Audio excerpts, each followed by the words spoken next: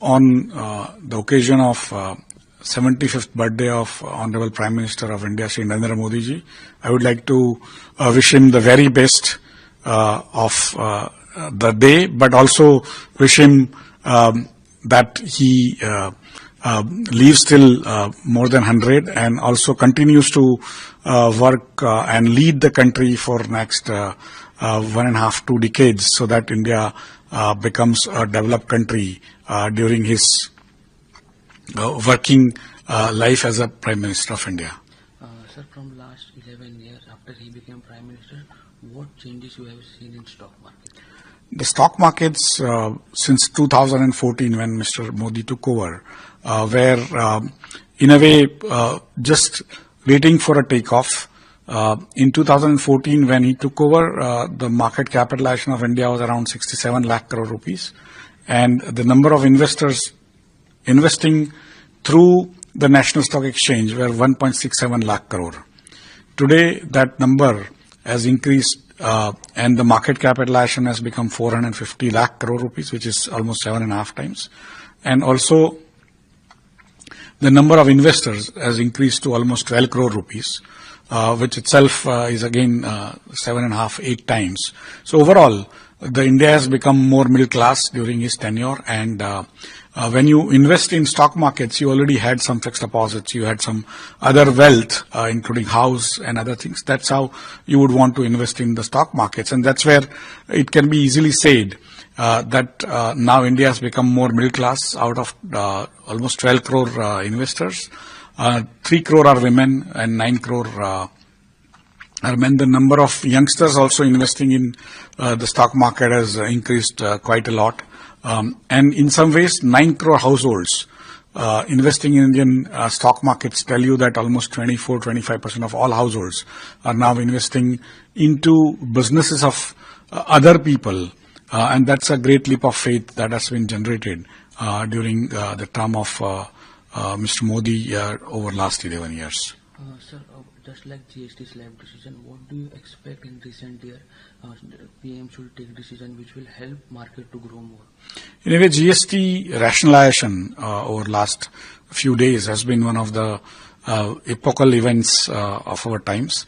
And when GST was instituted and implemented in 2017, that itself made India the most automated nation in terms of the collection of indirect taxes.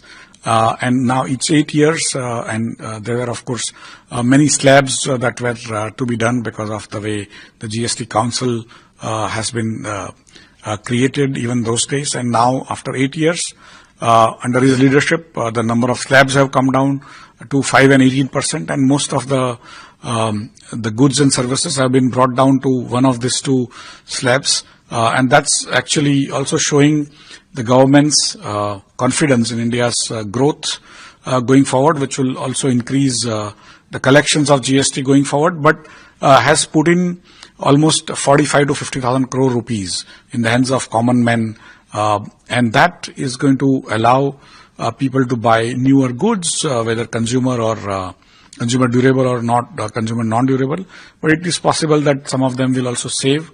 And in my opinion and my estimate, it's almost like putting 5 or 7% extra salary in a common man's hand, which allows them to do many other things which they want. And that's what I think is going to be the outcome, that it's going to increase consumption and also improve growth in India going forward. Sir, the recent tariff war, what do you think how PM handled that whole situation?